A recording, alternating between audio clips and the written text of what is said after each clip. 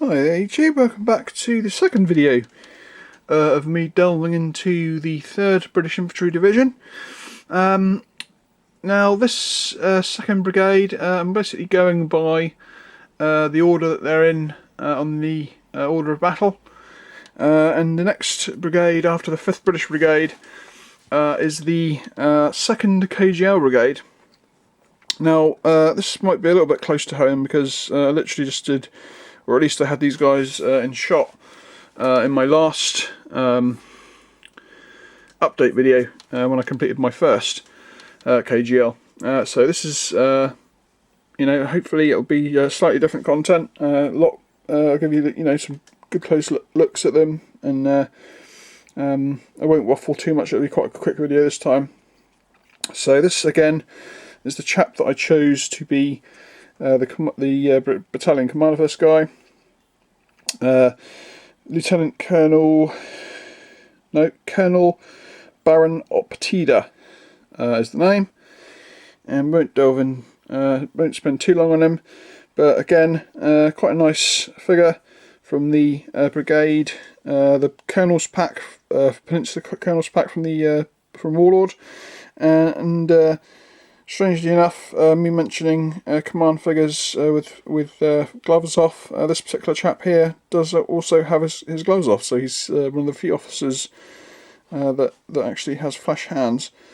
But yeah, nice figure. I think this guy makes quite a nice commander for these chaps. Assuming the KGL do seem to like their moustaches, so he's probably like the perfect figure for him. So that is the brigade commander.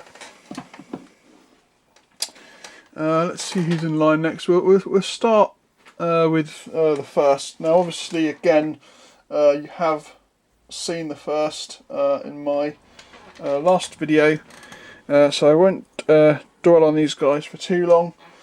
But these guys are one of the light battalions. They are made up of a mixture of front rank and Warlord, plastic figures, and also some Warlord 95th and some Perry's plastic 95th, and also some I've mentioned front rank, but also a few of the command officers are front rank also, other than the I believe 8 of the foot troops are also front rank. So we'll bring them in, and also adding to the melting pot of this particular unit, it also has some Perry's 2nd KGL commander in as well. So here they are. You've already seen them. If you want a much closer look at these guys, just go back to my update video on them, which is will be a couple of videos back when hopefully this comes out, unless the order gets mixed up. But yeah, so these are the 1st KGL. They differ in uniform style to the 2nd. These chaps have their officers in regular coloured tunics rather than rifle style officers like the 2nd, so they're a little bit less flamboyant, but other than that they're more or less exactly the same setup, of having a mixture of 1, 2, 3, 4 companies of mostly musket armed troops, and the 2 flank companies of rifle armed troops, differing from the regular foot regiment lineup, which of course has grenadiers and light infantry. So that is those guys. Like I say, I won't dwell on these guys too long because you have actually you can have a closer look at them in that video, the update video, when I've completed them. So we have the 2nd, or the 1st KGL, and this chap's backpack's just fallen off. I'm going to have to stick that back on.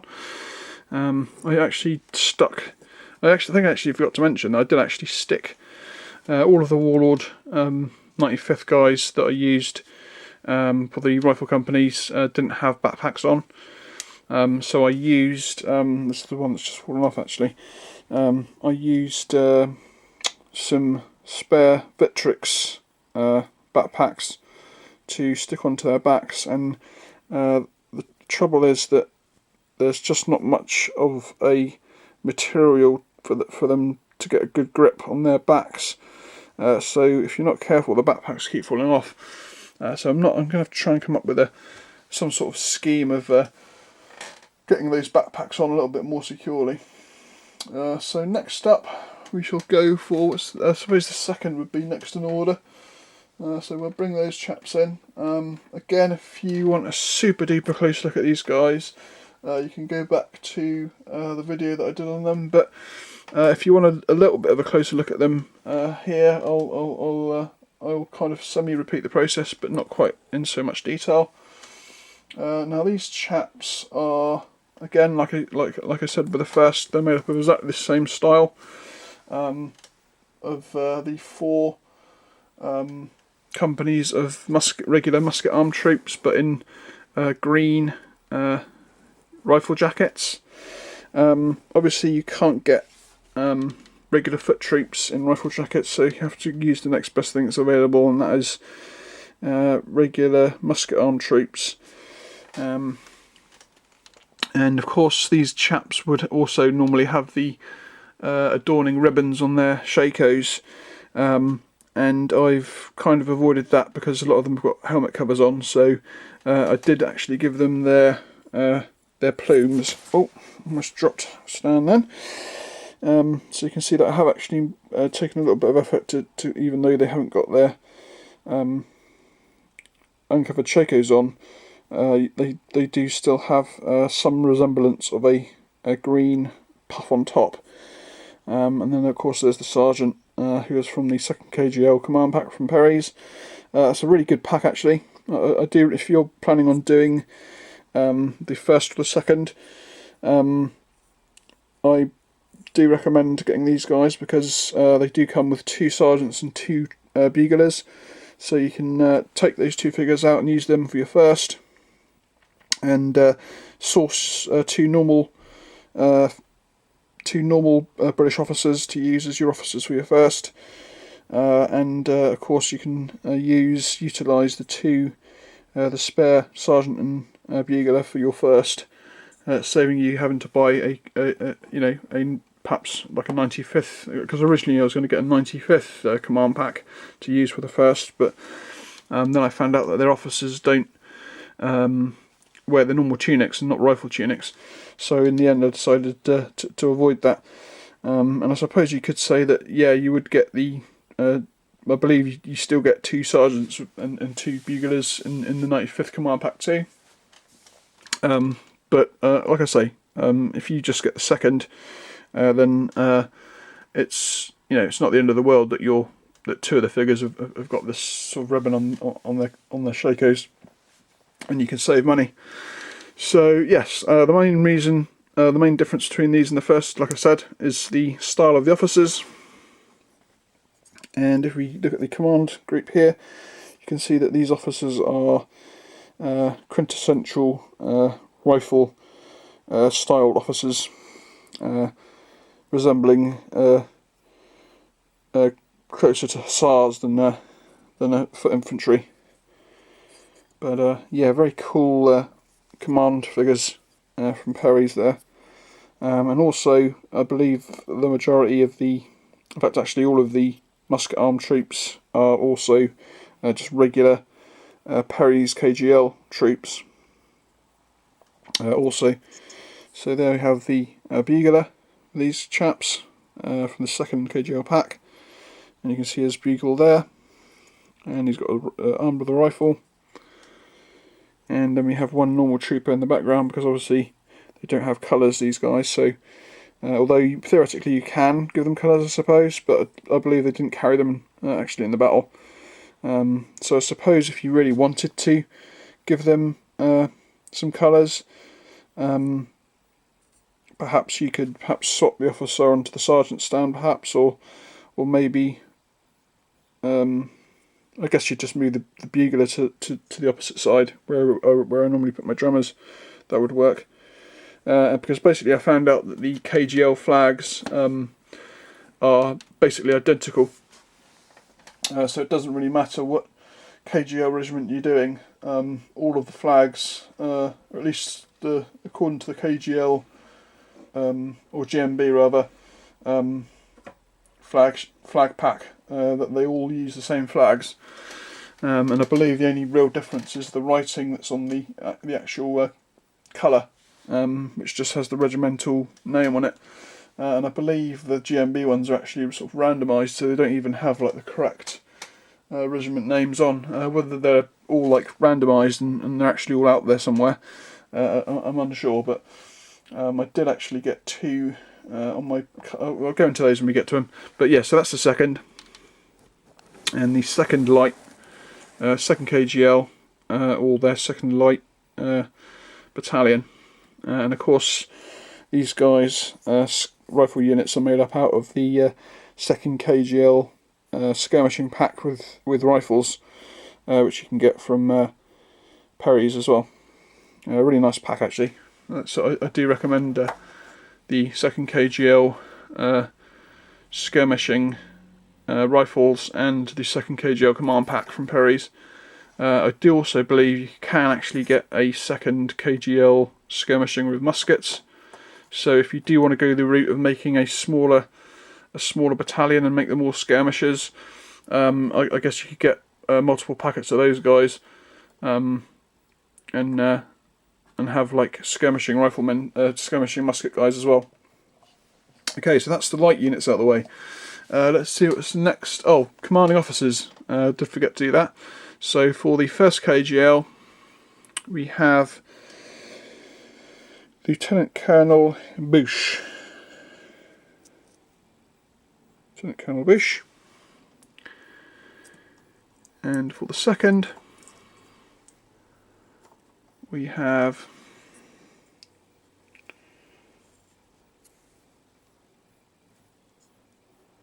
Major Bearing. Major Bearing. There we go. So that is the first and the second. And next up, the 2 foot units, and I believe this one here is the 5th, because I believe they're first. Let me just double check actually. Yes, 5th line. So 5th KGL line again. If you want a much closer look at these guys, just look back on my video list and you'll see the video that's done specifically on them. These chaps were the first unit in my army to be made up of entirely metal figures, and of course they're front rank, and very happy with the way these guys came out. So as you can see, the KGL colours, which like I say, seem to be able, if you want to give your first and your second KGL colours, then you can basically get them normal KGL flags like these. But I believe neither actually carried colours with them at Waterloo, and I'd imagine for realism, I don't expect light battalions to actually carry colours, because it would slow them down. I'd imagine it would be quite difficult to go into woods and stuff with colours when you're sort of the fast moving rifle company, and you want to be sort of darting around the battlefield. So yeah, so here we have the 8th. They're all front rank, like I mentioned, and again, I really do recommend, if you can afford it at some point, to at least get one 36-man battalion of these chaps, and you can you can have one really nice metal unit in your army that you can be really proud of, and you can use the spare figures to put into other units. And I believe I've actually used them in 3 units in total. Yes, so that is the 5th KGL. So let's move these chaps out of the way.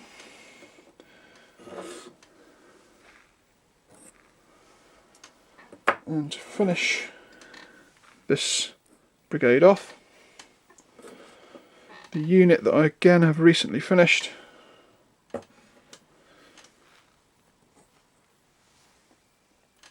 the 8th KGL, which I will bring in shortly. You can see that the drummers don't have any particularly special tunics on, apart from the like, sort of white strapping with these like little tiny French. I'm not exactly sure what the actual pattern is, but they have these little tiny blue motifs stitched all along the white facings of the drummer's tunic. And I did actually try and do that by putting little tiny blue dots in. It does the job. It's just makes them look a little bit different, and that's done on both of the battalions, the 5th and the 8th. So we'll now bring in the 8th, and again, if you want a much closer look at these guys, just go back to the update, which was done a few days ago, and it could possibly be, depending on the order that these videos go up, it could be 2 videos back. These chaps, of course, are made up of mostly plastic warlord, with the addition of, I believe, 4 of my regular leftover front rank, which were my last 4 bird nest guys. I put those all made them all into the light stand basically. So this whole stand is metal figures, and the sergeant came from a spare British front rank command pack that I've had laying around for a long time. In fact, the very same pack that had the miscast sergeant's pike, and this is actually the replacement figure that came. So this chap is 100% front rank, and again I just used some flat nosed pliers to bend his arm down to give him a different position from just the bog standard pointing. And the officers for these chaps, obviously these guys do come with command, 4 command, but again I used the colour parties from my front rank, that same command pack as the sergeant, and the 2 officers are actually from the 2 of the figures that came in my Warlord box, the original Colonel figure, and this chap who is a slightly repositioned colour bearer again, actually, who like I say, just by a little bit of a bend of the wrist, actually turned out to be quite a cool officer. So you know, if you happen to have the same position figure in your army, and you do happen to have a spare colour party figure, then consider using him as an officer rather than a flag bearer, because I really don't like the way that he kind of resting the flag on his shoulder, because they're not light. Those in fact, actually thinking about it, he hasn't got even the flag, the banner holder thing. So it's a really strange figure to have as a flag bearer. Perhaps he's supposed to be like a replacement flag bearer. Perhaps one of the flag bearers got shot, and he was supposed to like pick it back up and just have it resting on his shoulder. But yeah, so not a great fan of using him as a colour party guy. But so yeah, that is the 5th, and that is the end of the 2nd Brigade of the 5th, not the 5th, the 3rd British Infantry Division. So only 30 minutes or so, or 19 minutes or so. Look, I keep looking at the wrong time frame on the camera. Hope you enjoyed it, and look out for the next one, which will be the 1st Hanoverian Brigade. And the divisional artillery checked on the end, and then, like I say, possibly after that I might do the odds and sods video, which is basically like the guest units that I've recruited so far, and it will make this little set of videos into more or less a 4-part closer British Army overview. So until next time, I will catch you all later. Bye bye.